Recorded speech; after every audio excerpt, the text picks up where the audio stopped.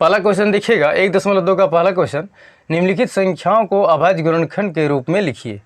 ये जो संख्या है ना, ये सब भाज्य संख्या है, इसको अभाज्य बना देना है गुणनखंड के रूप में। बहुत सिंपल है, 7वां क्लास में 6ठा क्लास में आप लोग इस तरह का पढ़े होंगे, वही क्वेश्चन है। इसको क्या करना है ना, अभाज्य बनाना। ये तो सब भाज्य है, देखिए 2 से ये कट जाता है और कोई भी संख्या से कटेगा, ये भी देखिए 2 से कट जाएगा, किसी न किसी से कट रहा है, इसका मतलब ये भाज्य है। आपको क्या करना है, इसको अभाज्य बना देना है और गुणनखंड के रूप में लिखना है। तो कैसे बनेगा, सबसे पहले देखेंगे हम यहाँ हल लिखेंगे। कोई भी क्वेश्चन जब बनाते हैं तो हल लिखना बहुत ही ज़रूरी है, क्योंकि आप यहाँ से बना रहे होते हैं। तो हम क्या करेंगे, 140 पहला क्वेश्चन है, इसको हम अभाज्य गुणनखंड बनाएंगे। ठीक है, ध्यान दीजिए कैसे बनेगा। 140 को जो बचपन में लोग तोड़ते थे, 6ठा क्लास में, 7वां क्लास में, 5वां क्लास में, वो आप लोग जानते होंगे, बहुत ही आसान तरीका है। 140 को हम क्या करेंगे, ध्यान दीजिएगा, 140 को यहाँ भाग लगाएंगे। ठीक है, तो देखिए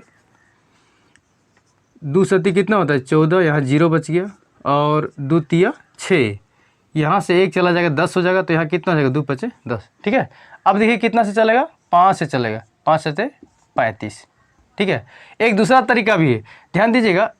यदि इस तरह से आपको यदि दिक्कत होता है, जहाँ भी कहीं 0 दिखे ना, उसको अलग कर दीजिए। 40 और 0 को अलग करेंगे, 0 1 के साथ अलग होगा। देखिए 14 देखिए 140 हुआ।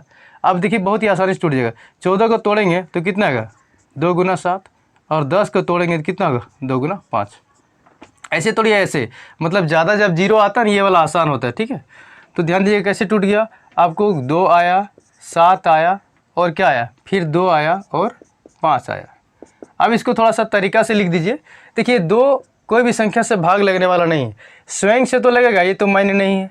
हम यहाँ अभाज्य का बात कर रहे हैं, ये अभाज्य है, ये भी अभाज्य है, ये भी अभाज्य, अभाज्य। इसके पहले क्या था, भाज्य था।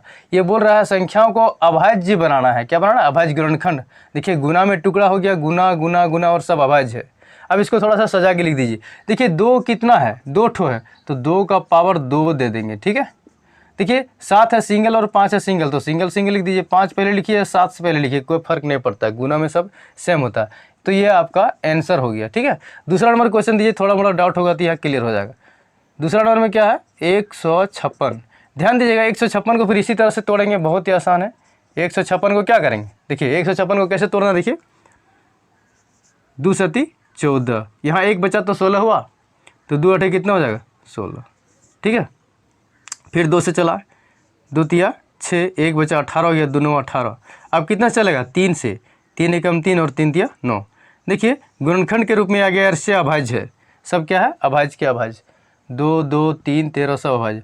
तो 2 लिख दीजिए, पहले कितना आया, 2 ठो आया है, फिर देखिए 3 1 ठो आया है, 3 लिख देंगे, और देखिए 13 आया है। ठीक है, मज़ा आ रहा है ना। अब ध्यान दीजिएगा, ये 2 कितना है, 2 ठो है, तो 2 का पावर 2 दे देंगे, है ना। फिर 3 और 13 सिंगल सिंगल है, तो लिखेंगे 3 गुना 13। ठीक है, तो ये आपका बन गया। ये बोल रहा था अभाज्य बनाना, देखिए सब अभाज्य, 2 किसी से भाग नहीं लगता है, 13 भी नहीं लगता, और यहाँ 13 यहाँ कितना है, अच्छा 1 ठो 3 है ना, 1 13 1 ठो 3 था। ठीक है, ये किसी से भाग लगने वाला नहीं है। अब नंबर 3 देखिए, इसी तरह से है, 38 और क्या है, 25, 38 25 है। ध्यान दीजिए कैसे बनेगा, इसको भी हम तोड़ेंगे। 38 25 को तोड़ लीजिए, गुणनखंड के रूप में इसको लिखिए। देखिए 38 और 25 तोड़ देंगे, 5 से लगाइए, 5 से कितना होता है, 35। ठीक है, 5 से 35, यहाँ कितना बचा, 3 बचा, यानी 32 हो गया। तो 5 36 बचा 2, 25 हो गया, तो 5 से लगा दिए, 5 बचे 25। अब आगे चलिए, 5 से देखिए लगेगा कि नहीं, 5 एकम 5, हाँ लग जाएगा। 5 एकम कितना हुआ, 5 हुआ, तो यहाँ 5 जब हो गया तो यहाँ कितना बचा, 2, यानी 26 हो गया। तो 5 से फिर लगे, 5 बचे 25, 1 बचा 15 हो गया, 5 तिया 15। अब 17 9 153 होता है, ऐसे भी कर सकते हैं, और यहाँ 3 तिया 9 कर सकते हैं। ठीक है, जैसे आप तोड़ेंगे, आप 3 से भी लगा सकते हैं, पहले 3 बचे 15, 3 एकम 3, जैसे तोड़ेंगे आप, किसी तरह से उल्टा पुल्टा करके, मतलब इसको अभाज्य बनाना है।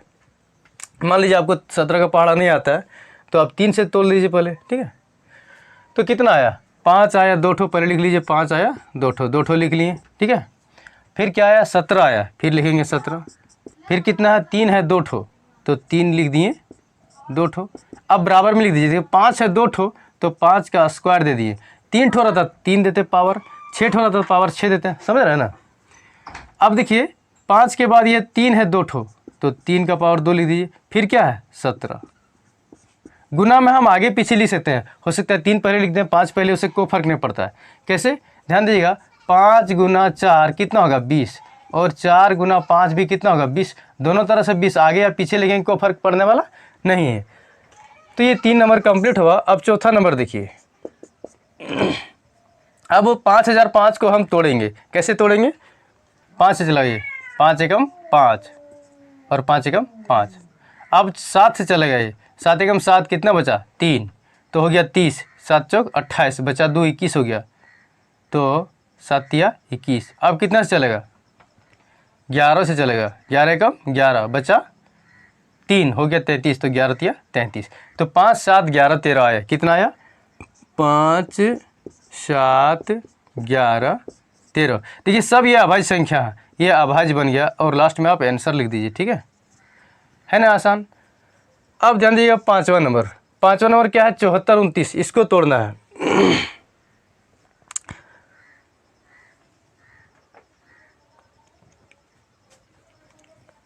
देखिए पाँचवा नंबर क्या है 74 29।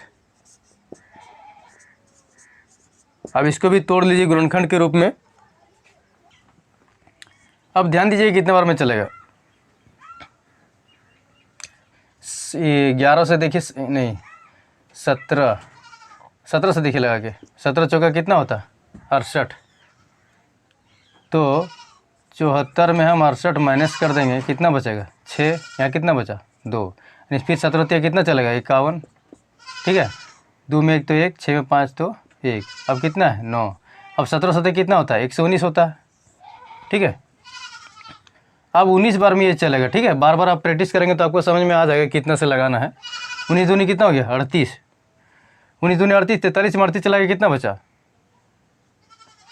5 बचा, यानी 57 हो गया, 19 तिया 57। तो कितना आया 17 गुना 19 गुना 23। ठीक है, देखिए सब अभाज्य संख्या है, ये अभाज्य, तो सब का सब बन गया आपका बहुत ईजी से। और क्या बोला था कि अभाज्य गुणनखंड के रूप में लिखना है, सब अभाज्य बन गया। ठीक है, अब इसको स्क्रीनशॉट ले लीजिए।